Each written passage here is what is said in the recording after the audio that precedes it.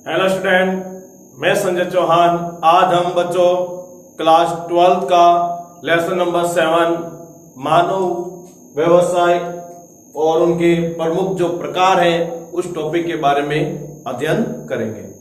बच्चों, हमने पिछले वीडियो के अंदर मानव अधिवास एवं उनकी प्रमुख जो समस्याएं हैं, उनके जो प्रकार हैं, उनके बारे में हमने पढ़ा और हमने देखा कि कच्ची बस्तियों के अंदर कौन कौन सी समस्याएं पाई जाती हैं और उन समस्याओं का समाधान कैसे किया जा सकता है। यदि बच्चों आपको मानव अधिवास के बारे में अच्छी तरह से उनकी जानकारी प्राप्त करनी है तो आप पिछले वीडियो जरूर देखें। मानव अधिवास से संबंधित जिसमें 7 पार्ट बताए गए हैं उनका अध्ययन करें। आज हमारा जो टॉपिक है वो है मानव व्यवसाय। अब आपको मालूम होना चाहिए कि बच्चों कि मानव व्यवसाय क्या होता है। मानव व्यवसाय क्या होता है, तो इसके लिए सबसे पहले आपको याद रखना होगा कि मानव व्यवसाय किसे कहते हैं। पहले आपको इसकी परिभाषा मालूम होनी चाहिए। देखो, अब आपको पहले सब कुछ को तोड़कर निकालना, सिर्फ आपको व्यवसाय क्या है। तो याद रखना बच्चों, व्यक्ति द्वारा जीवन यापन के लिए की जाने वाली आर्थिक क्रिया को क्या कहा जाता है बच्चों? मानव व्यवसाय। याद रखना, व्यक्ति द्वारा जीवन यापन के लिए की जाने वाली क्रिया क्या कहलाती है बच्चों? मानव व्यवसाय। एक शब्द आया इसके अंदर, आर्थिक क्रिया। अब इसके अंदर देखते हैं आर्थिक क्रिया क्या है। यदि आपको बच्चों आर्थिक क्रिया की परिभाषा पूछे तो आप सीधे शब्दों में लिख सकते हो, वे क्रियाएं जिनको करने से मानव को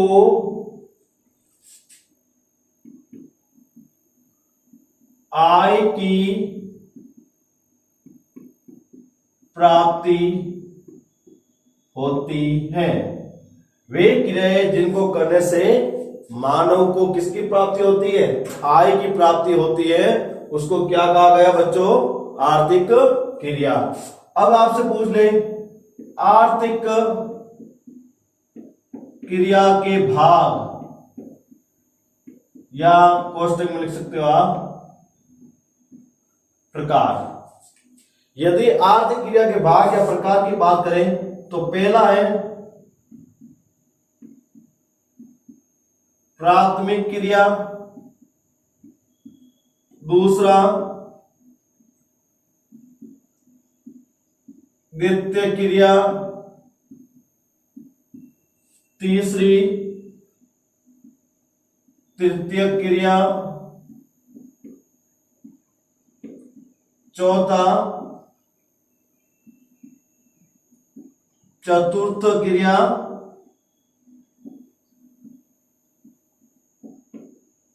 और पांचवी पंचम क्रिया। ये सब क्या हुई? प्राथमिक क्रिया के प्रकार। इसको, इन 4 क्रियाओं को क्या कहा जाता है बच्चों? गैर प्राथमिक क्रिया भी। क्या कहा जाता है बच्चों? इसको भी गैर प्राथमिक क्रिया। ठीक है बच्चों। अब इसको जो प्राथमिक क्रिया के अंदर प्रकृति से घटित होने वाली जो क्रियाएं शामिल होती है, जैसे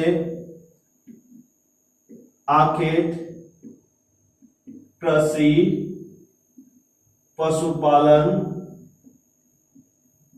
मत्स्य पालन,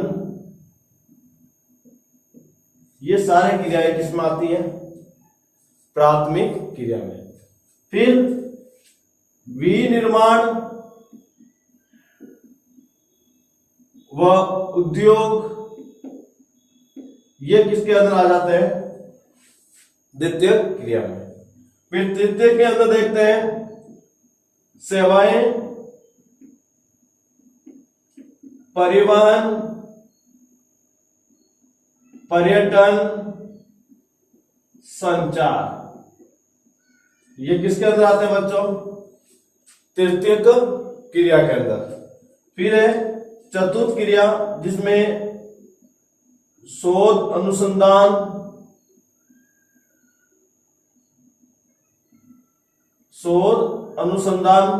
संबंधित जो क्रियाएं हैं वो किसमें आती है? चतुर्थ क्रिया में। और इसके अंदर हम इंजीनियर को भी ले सकते हैं। किसको ले सकते हैं? इंजीनियर को भी ले सकते हैं। पंचम क्रिया के अंदर प्रधानमंत्री, राष्ट्रपति, मुख्य न्यायाधीश,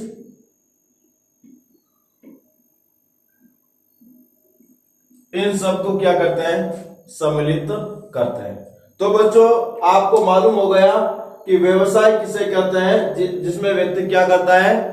जीवन यापन। आर्थिक क्रिया क्या होती है? जिससे क्या मिले? आय की प्राप्ति हो। और आर्थिक क्रिया के भाग कितने हुए? Primary, secondary, third, fourth and fifth. Total कितने हुए? 5 भाग हुए। अब हम बच्चों प्राथमिक क्रिया के अध्ययन के बाद हम लेते हैं मुख्य रूप से हमारे प्राचीन काल के अंदर जो विभिन्न प्रकार के जो मानव व्यवसाय आए हैं। मानव व्यवसाय तो प्राचीन काल से लेकर वर्तमान समय तक जो मानव व्यवसाय है उन सब के बारे में हम वर्गीकरण पढ़ेंगे। तो इसके लिए एक शब्द आता है कालक्रम। मानव व्यवसाय का विकास को कालक्रम के अनुसार वर्गीकृत कीजिए। तो इसमें कालक्रम का पहला प्रागैतिहासिक काल, दूसरा प्राचीन काल, तीसरा मध्य काल और चौथा आधुनिक काल। तो मानव व्यवसाय का जो विकास है वो प्रागैतिहासिक काल से आधुनिक काल तक किस तरह परिवर्तन आया, उसके अंदर क्या विकास हुए और उन विकास का प्रमुख क्या कारण था, उन सब के बारे में इन चारों कालों के बीच में जो बिंदु है उसके अनुसार अध्ययन करेंगे। तो हमारा जो पहला काल होगा वो कौन सा होगा?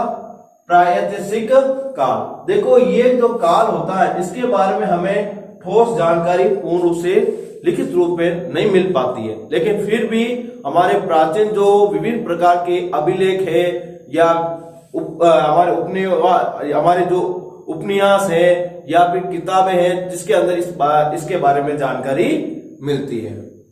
अब हम लेते हैं प्रागैतिहासिक काल के बारे में। ठीक है बच्चों, इस काल के अंदर मानव आखेट व कंदमूल संग्रहण करता था। और इस काल के अंदर मतलब प्रागैतिहासिक काल के अंदर मनुष्य का प्रमुख व्यवसाय क्या था? आखेट और कंदमूल संग्रहण। तो आपको यह मालूम होना चाहिए आखेट क्या है या आखेट किसे कहते हैं। तो यहां पर हम पहले परिभाषा लेते हैं आखेट। जीवों का शिकार करना। जीवों का क्या करना? शिकार करना क्या कहलाता है? आखेट। ये जीवों का शिकार तीर, भाले, पत्थर, इस तरह बहुत सारे जो औजार थे उनका उपयोग करके ये प्राचीन काल के अंदर क्या करते थे? शिकार करते थे। एक शब्द आया संग्रहण। तो सीधा लिखना कंदमूल वह जड़े बेरी नट को एकत्रित करने की प्रक्रिया को क्या कहते हैं बच्चों? संग्रहण। याद रखना, आखेट जीवों का शिकार करना, संग्रहण कंदमूल व जड़े बेरी नट को एकत्रित करने की प्रक्रिया संग्रहण कहलाती है। तो आपको मालूम हो गया बच्चों आखेट और संग्रहण क्या है। साथ ही जनसंख्या भी क्या थी? कम थी। प्रागैतिहासिक काल के अंदर जनसंख्या भी क्या पाई जाती थी? कम पाई जाती थी, इसलिए उनकी आवश्यकता कम थी, इसलिए वो आखेट और संग्रहण के द्वारा अपना जीवन यापन कर लेते थे। शब्द आया जनसंख्या। जनसंख्या की परिभाषा हमने लेसन नंबर 3 के अंदर पढ़ी भी है, फिर भी आपको मैं बता देता हूं। किसी क्षेत्र में रहने वाले लोगों की संख्या को, किसी क्षेत्र में रहने वाले लोगों की संख्या क्या कहलाती है बच्चों? जनसंख्या कहलाती है। फिर अगला बिंदु देते हैं, इस काल में मानव शिकार नुकीले पत्थरों, लकड़ी के डंडों और कुत्तों के द्वारा करता था। और प्रागैतिहासिक काल के अंदर मानव द्वारा शिकार करने के लिए प्रमुख औजार कौन कौन से थे? तो यदि सवाल यह आता है तो इसमें लिखना है नुकीले पत्थरों, लकड़ी के डंडों और कुत्तों के द्वारा। ये शिकार करने के उस समय क्या थे? तरीके थे। समय के साथ मानव परिवर्तित उपयोगी जानवरों को पालतू बनाकर उससे दही, दूध, मांस, चमड़ा, हड्डियां जैसी उपयोगी वस्तु प्राप्त करता था। देखो, जब वो प्रागैतिहासिक काल के अंदर वो जीवों को मारकर उनसे खाद्य पदार्थ प्राप्त करता था, तो उनके मन में विचार आया कि इसी तरह हम लगातार जीवों को मारते रहे तो एक दिन समय ऐसा आएगा ये सारे जीव क्या हो जाएंगे? खत्म हो जाएंगे, जिससे हमारी आजीविका पर बुरा प्रभाव पड़ेगा। तब उसने सोचा क्यों ना ऐसे जानवरों को पाला जाए जो हमारी आवश्यकता की पूर्ति भी करें और उनकी संख्या भी कम ना। उसी को वह ध्यान में रखकर उन्होंने पालतू जानवर पालना शुरू कर दिए। और जब उन्होंने पालतू जानवर पालना शुरू किया तो उनसे विभिन्न प्रकार के जो उत्पाद प्राप्त होते थे वो उनका उपयोग करने लगे। जैसे उनसे प्राप्त दही है, दूध है, मांस है, चमड़ा और हड्डियां, जो उपयोगी चीज थी उन जीवों से, वो सब प्राप्त होने लग गए, जिससे उनका प्रागैतिहासिक काल के अंदर जीवन यापन करना क्या हो गया? आसान हो गया। इस काल में मानव घुमक्कड़ जीवन के साथ अस्थायी आवास बनाकर छोटे छोटे समूह में रहता था। और इस काल के अंदर जो मानव था वो कभी स्थायी रूप में निवास नहीं करता था, बल्कि कैसे रहता था? घुमक्कड़ जीवन बिताता था। देखो, मानव जब घुमक्कड़ जीवन बिताता था उस समय आपको मालूम ही है उनके घर भी स्थायी नहीं थे। तो याद रखना, भारत के अंदर घुमक्कड़ बहुत सारी ऐसी जातियां जो जीवन यापन करती है।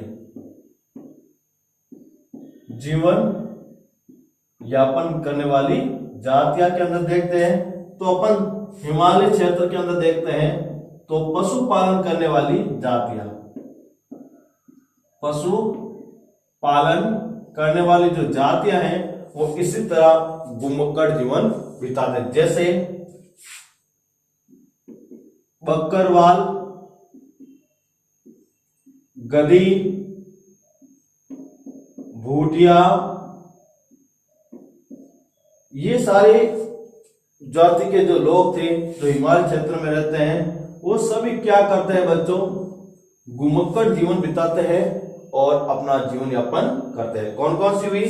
बकरवाल, गधी, भूटिया और गुजर। नोट करके याद रखना बच्चों, ये सवाल एग्जाम में पूछा जा चुका है। हिमालय के अंदर घुमक्कड़ जीवन यापन करने वाली जातियां कौन सी हैं? तो बकर, गधी, भूटिया और गुजर। ये हिमालय क्षेत्र के अंदर किस तरह जीवन यापन करती है? घुमक्कड़ जीवन यापन। और राजस्थान के अंदर एक जाति है, उसका नाम है गार्ड या लोहार, गार्ड या लोहार, वो भी वर्तमान में भी अस्थायी आवास बनाकर एक गांव से दूसरे गांव में घुमक्कड़ जीवन यापन करते हुए अपना जीवन निर्वाह करते हैं। आपने देखा होगा वर्षा ऋतु के समय आपके गांव के अंदर विभिन्न प्रकार के जो कृषि औजार जैसे अपनी खुदाली है या फिर हमारी विभिन्न प्रकार के और औजार है, उन सबको तैयार करने के लिए बाहर से जो लोग आते हैं लोहार, उन लोहारों को क्या कहा गया है? गार्ड या लोहार। ठीक है बच्चों, तो आपको मालूम चल गई होगी कि घुमक्कड़ जनजातियां कौन सी है। एक शब्द आया अस्थायी आवास, अस्थायी आवास। देखो इसके बारे में आपने पढ़ा पिछले मानव अधिवास के अंदर कि अधिवास उत्पत्ति के आधार पर अधिवास कितने प्रकार के होते हैं।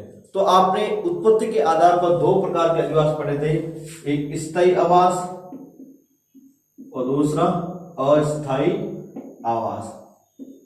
एक स्थायी आवास पढ़ा था, दूसरा अस्थायी आवास पढ़ा था।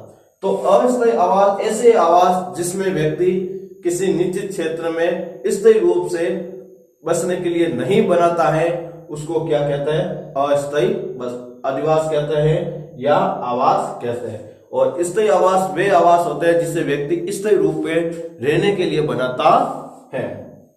अगला बिंदु, कुछ समय पश्चात मानव स्थायी रूप से रहकर जूमिंग कृषि करने लगा, लेकिन समय परिवर्तन होता गया। प्रागैतिहासिक काल से थोड़ा हम आगे बढ़े तो जीवन में परिवर्तन आया और लोग अस्थायी रूप के साथ साथ कौन सी कृषि करने लगे? जूमिंग कृषि करने लगे। अब आपसे पूछ ले बच्चों कि जूमिंग कृषि क्या है? कौन सा सवाल पूछ ले?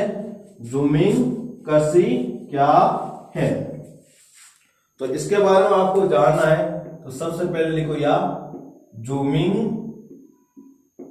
कृषि। तो इसकी जो परिभाषा है बच्चों बहुत ही सिंपल है, कोई डिफिकल्ट नहीं है। तो सीधे से आप लिख सकते हो कि प्रागैतिहासिक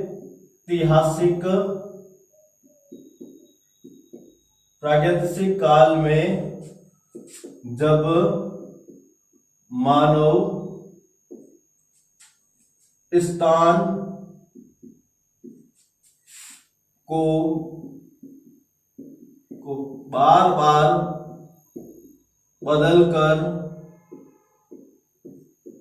कृषि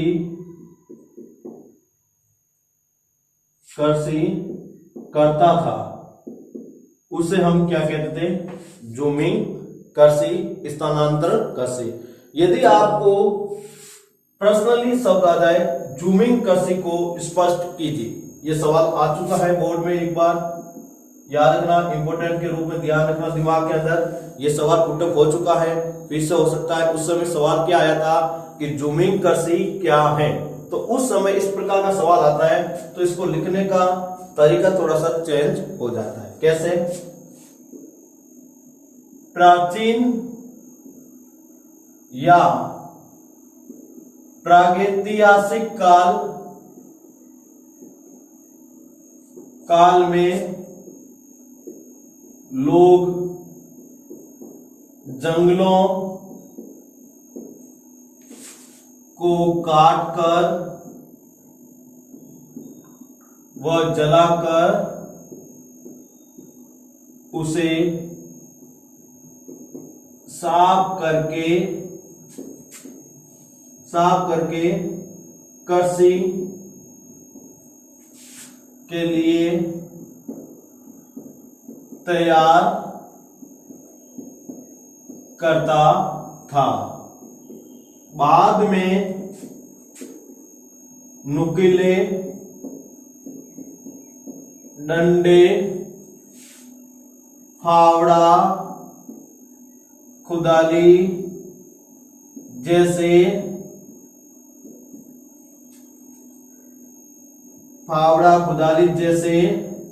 औजारों का प्रयोग करके जमीन को खोदकर उसमें उपयोगी बीज बो देते हैं, उपयोगी बीज बो देते हैं। इस तरह एक स्थान पर 2-3 साल कृषि करने के बाद पुनः पहले जैसी प्रक्रिया अपनाकर कृषि के लिए जंगलों में जमीन तैयार करता है। उस प्रकार या इस प्रकार की कृषि को ज़ूमिंग या स्थानांतरण या दिहांग कृषि कहते हैं। ठीक है बच्चों, तो ये क्या हुआ, अपन के ज़ूमिंग कृषि का पर्सनली सवाल आए तो इस तरह आपको उत्तर लिखना है। प्राचीन काल हो या प्रागैतिहासिक काल में लोग जंगलों को काट कर व जलाकर उसे साफ करके कृषि के लिए क्या करता था, तैयार करता था। बाद में नुकीले डंडों, फावड़ा, कुदाल जैसे औजारों का प्रयोग करके जमीन को खोदकर उसमें उपयोगी बीज बो देते थे। इस तरह एक स्थान पर 2-3 साल कृषि करने के बाद पुनः पहले जैसी प्रक्रिया अपनाकर कृषि के लिए जंगलों में जमीन तैयार करता है। इस पूरी प्रक्रिया को क्या कहता है, ज़ूमिंग कृषि। इसे बाद में स्थानांतरण कृषि भी कहते हैं, दिहांग कृषि भी कहते हैं। ठीक है बच्चों, और फिर यदि अपन राजस्थान के अंदर देखते हैं, इसे वालरा कृषि कहते हैं। राजस्थान के अंदर इसे क्या कहते हैं बच्चों, वालरा कृषि कहते हैं। और आपको याद होना चाहिए, और इंडोनेशिया या फिर अपन मलेशिया देख लेते हैं। मलेशिया के अंदर से मिल्पा कहते हैं। क्या कहते हैं, मिल्पा कहते हैं। और श्रीलंका में से चेना कहते हैं। श्रीलंका में से क्या कहते हैं, चेना कहते हैं। और आपको वियतनाम में से रे कृषि कहते हैं। क्या कहते हैं, रे कृषि। तो अलग अलग जगहों पर ज़ूमिंग कृषि को क्या कहते हैं, अलग अलग नामों से जानते हैं। और राजस्थान के अंदर जो पहाड़ी क्षेत्र है और मैदानी क्षेत्र है जहां पर ज़ूमिंग कृषि की जाती है उसे हम अलग अलग नामों से जानते हैं। जैसे मैदानी भागों में दजिया कहते हैं और पहाड़ी जगह में और चीमाता कहा जाता है। तो मैदान क्षेत्र दजिया और पहाड़ क्षेत्र में चीमाता के नाम से जानते हैं। अब हम अगले बिंदु को वापस लेते हैं। साथ में पालतू पशु और फसलों की सुरक्षा के लिए टहनियों और पत्तियों और जानवरों की खालों से झोपड़ी बनाते हैं। देखो अस्थायी कृषि करते हैं, साथ में पालतू जानवर भी पालते हैं और उन फसलों की सुरक्षा या जो अपना अनाज पैदा हुआ उनकी सुरक्षा के लिए वो अपने पशु के जानवरों की जो खाल होती है या पेड़ों की टहनियों की पत्तियां होती हैं उससे क्या बनाता है, झोपड़ी बनाता है। आपको मालूम ही है, यदि झोपड़ी से संबंधित काफी बार सवाल भी आते हैं कि झोपड़ी का मतलब होता है आवास। जैसे आपने पिछले सेकंड लेसन में बच्चों पढ़ा था, एस्किमो के शीतकालीन घर को क्या कहते थे, इग्लू। क्या कहते थे, इग्लू। और हमारे जो भारत के अंदर जो हमारे भील जनजाति है उनके घर को क्या कहा जाता है बच्चों, कू। क्या कहा जाता है, कू। इस काल में पहिए का आविष्कार के साथ मानव द्वारा मिट्टी के बर्तन बनाने की कला भी सीख ली। प्रागैतिहासिक काल के अंदर सबसे बड़ा योगदान यदि अन्वेषण के रूप में देखा जाए तो वो था पहिए का आविष्कार। उस काल के अंदर लकड़ी से पहिए बनाना सीख लिया। इस कारण से वो पालतू पशु को परिवहन के रूप में भी उपयोग में लेने लगे। अर्थात प्रागैतिहासिक काल में ही परिवहन की क्या हो गई थी, शुरुआत हो गई थी। उस समय परिवहन के रूप में पालतू पशु का उपयोग किया जाता था और साथ में वो उन मिट्टियों के द्वारा विभिन्न प्रकार के मिट्टी के बर्तन बनाने में उन्होंने क्या कर लिया था, सीख लिया था। तो इस तरह आपने देखा बच्चों कि प्रागैतिहासिक काल के अंदर मानव के जीवन में क्या क्या प्रभाव आए हैं। अब हम देखते हैं प्राचीन काल। प्राचीन काल में देखते हैं इसका पहला बिंदु, इस काल में कृषि व पशुपालन जैसी क्रियाएं की जाने लगी। और इस काल में मतलब प्राचीन काल के अंदर दो नई प्रक्रिया की शुरुआत हुई, कृषि और पशुपालन। आपने बच्चों देखा था कि प्रागैतिहासिक काल के अंदर आखेट और संग्रहण क्रिया होती थी। प्रागैतिहासिक काल में कौन सी थी, आखेट और संग्रहण। लेकिन जब प्राचीन काल आया तो उनकी आर्थिक क्रियाओं के अंदर क्या आ गया, परिवर्तन आ गया। जहां पहले आखेट और संग्रहण करते थे, अब वो कौन सी क्रिया करने लगे थे, कृषि व पशुपालन। कृषि व पशुपालन करने लगे। अब कृषि, इसकी परिभाषा आपको मैंने पहले भी बताई है, फिर भी आपको मैं बता देता हूं। कृषि लैटिन भाषा के शब्द एग्री कल्चर से बना है। याद रखना, कृषि लैटिन भाषा के कौन से शब्द से बना बच्चों, एग्रीकल्चर से बना है। एग्री यानी मिट्टी, एग्री यानी क्या होता है बच्चों, मिट्टी, व कल्चर यानी जुताई करना। कल्चर यानी जुताई करना होता है बच्चों। अब इन दोनों को जोड़ते हैं तो क्या परिभाषा बनती है कि मिट्टी पर जुताई करना कृषि कहलाता है। इसके अलावा पशुपालन, मत्स्य पालन व कुक्कुट यानी मुर्गी पालन क्रियाएं भी इनके अंतर्गत आती है। याद हो जाएगा बच्चों, लैटिन मिट्टी पर जुताई करना कृषि कहलाता है। इसके अलावा पशुपालन, मत्स्य पालन और कुक्कुट पालन क्रिया भी की जाती है। अब दूसरी है प्रक्रिया पशुपालन।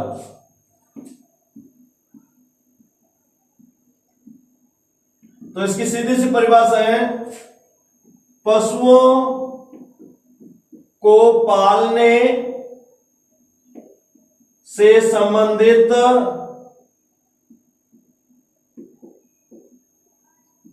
क्रिया को या पशु को पालने संबंधित क्रिया को या अर्थव्यवस्था को, यहां पर लिख सकते हैं अर्थव्यवस्था को क्या कहा जाता है बच्चों, पशुपालन कहा जाता है। तो आपको मालूम हो गया बच्चों, प्राचीन काल के अंदर पशुपालन और कृषि जैसी क्रियाएं की जाती थी। अगला वर्ग, इस काल में धातु कला का ज्ञान हो गया था। और इस काल के अंदर क्या हो गया था, धातु कला, लोहा, तांबा, कांसे से हथियार और सामान बनने लगे। और इस तरह उन्होंने लोहा, तांबा, कांसा जैसे धातु क्या जानकारी मिलने लग गई, जिससे उनसे वो क्या बनाने लगे, हथियार और सामान। याद रखना, पहले सबसे पहले किस धातु की खोज हुई थी, तांबे की। किसकी हुई थी, तांबे की, और तांबे की खोज होने के कारण इस युग को क्या कहा गया? ताम्र युग। क्या कहा गया? ताम्र युग कहा गया, धातु के आधार पर। याद रखना, धातु के आधार पर जब तांबे की खोज हुई तो उसे हमने क्या कहा? ताम्र युग। फिर तांबा प्लस टीन, इन दोनों से एक नई धातु बनी, वो बनी कांसा। क्या बनी? कांसा। तो इसे क्या कहा गया? कांस्य युग। ठीक है बच्चों। फिर तीसरे रूप में क्या मिला हमें? लोहा। तो क्या कहलाया? लोह युग। क्या कहलाया? लोह युग। फिर वर्तमान के अंदर कौन सा युग बना है? इस्पात युग। कौन सा युग है? इस्पात युग। क्यों कि वर्तमान के अंदर देखा जाए बच्चों, जो भी आज मशीनें बनी हैं और अधिकांश जो चीजें बनी हैं वो किससे बनी हुई है? इस्पात से बनी हुई है। चाहे वो लोह इस्पात हो, चाहे तांबा इस्पात हो, कैसे भी हो, किससे बनी हुई है? इस्पात से बनी है। इसलिए इसे क्या कहा गया? इस्पात युग। तो पहला ताम्र युग, फिर कांस्य युग, फिर लोह युग, और वर्तमान में इस्पात युग चल रहा है। याद रखना बच्चों। अगला बिंदु, कृषि क्रियाओं में बैलों और हलों की मदद से खेत जोतने लगे, साथ ही सिंचाई के रूप में पानी उपलब्ध करवाना भी सीख लिया। देखो, प्राचीन काल के अंदर जब उन्होंने कृषि क्रिया की तो किसका प्रयोग करते थे? बैलों और हल का, और साथ में वो वर्षा ऋतु के अतिरिक्त फसल बोते थे। इसलिए उन्होंने सिंचाई करना भी क्या कर लिया था? सीख लिया था। अब शब्द आया कौन सा? सिंचाई। आपसे पूछ ले बच्चों, सिंचाई क्या है या सिंचाई किसे कहते हैं? तो याद रखना, वर्षा ऋतु के अतिरिक्त, वर्षा ऋतु के अतिरिक्त पौधों को कृत्रिम रूप से पानी पिलाना क्या कहलाता है बच्चों? सिंचाई कहलाता है। वापस लेना, वर्षा ऋतु के अतिरिक्त पौधों को कृत्रिम रूप से पानी पिलाना क्या कहलाता है? सिंचाई कहलाता है। तो आपको बच्चों सिंचाई की परिभाषा भी मालूम हो गई। अब देखिए अगला पॉइंट, इस काल में महत्वपूर्ण सभ्यताएं मोहनजोदड़ो, हड़प्पा, सिंधु घाटिया आदि विकसित हुई है। याद रखना, विभिन्न प्रकार की सभ्यताओं का युग या भारत के अंदर सभ्यताओं का युग कब शुरू हुआ था? प्राचीन काल में। कब हुआ था? प्राचीन काल में। और यहाँ पर मोहनजोदड़ो, हड़प्पा और सिंधु जैसी सभ्यता का विकास हुआ था। मोहनजोदड़ो और सिंधु और हड़प्पा। याद रखना, हड़प्पा जो रावी नदी के किनारे विकसित हुई थी। हड़प्पा कहां पर हुई थी? रावी नदी के किनारे। और मोहनजोदड़ो जो सिंधु नदी के किनारे विकसित हुई थी। याद रखना, हड़प्पा सभ्यता को ही क्या कहा जाता है? सिंधु सभ्यता भी कहा जाता है। याद रखना, मार्शल ने इसे वैदिक सभ्यता के मार्शल ने इसे हड़प्पा सभ्यता को ही क्या कहा था? सिंधु सभ्यता कहा था। फिर अपना अगला बिंदु में इसे देखते हैं, इन सभी सभ्यताओं के अंदर नगर नियोजन और भवन निर्माण की उत्कृष्ट कला की खुदाई के दौरान मिला है, और इसके अंदर नगर नियोजन की प्रवृत्ति देखने को मिली। इसके अलावा यहाँ पर अनागार है, सनागार है, जैसे विशाल भवन भी यहाँ पर मिले हैं। और इनकी जो सड़कें होती थी इन सभ्यताओं की, वो एक दूसरे के कहां पर काटती थी? समकोण पर काटती थी। इस रूप में विकसित किया गया। और आपको पता ही है, जो हमारी ये मोहनजोदड़ो है, हड़प्पा है, ये नगरकालीन सभ्यता मानी जाती है। आपको पता है इसके अंदर 6 नगर मिले हैं, जिसमें हड़प्पा है, मोहनजोदड़ो है, कालीमंगा है, लोथल है। ये इस तरह कितने 6 नगरों का यहाँ पर विकास हुआ है। अगला बिंदु, इस काल में कुटीर उद्योग विकसित होने लगे। कौन से उद्योग? कुटीर उद्योग, जिसमें व्यापारिक गतिविधियां विकसित होने लगी है। और कुटीर उद्योग होने के कारण यहाँ पर क्या होने लगा है? व्यापार का भी प्रक्रिया शुरू हो गई है। अब एक शब्द आया है कुटीर उद्योग। कौन सा शब्द है? कुटीर उद्योग। तो सबसे पहले हम लेते हैं उद्योग क्या है। तो उद्योग की परिभाषा पूछे तो सीधे से लिखनी है बच्चों, प्रकृति से प्राप्त कच्चे माल का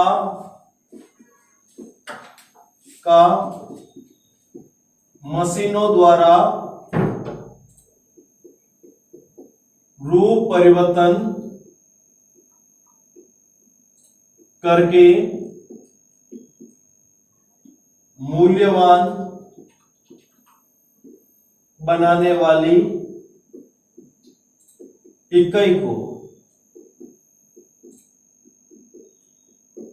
उद्योग कहते हैं। प्रकृति से प्राप्त कच्चे माल को मशीन द्वारा रूप परिवर्तन करके मूल्यवान बनाने वाली इकाई क्या कहलाती है बच्चों? उद्योग कहलाती है। फिर कुटीर उद्योग शब्द आया है।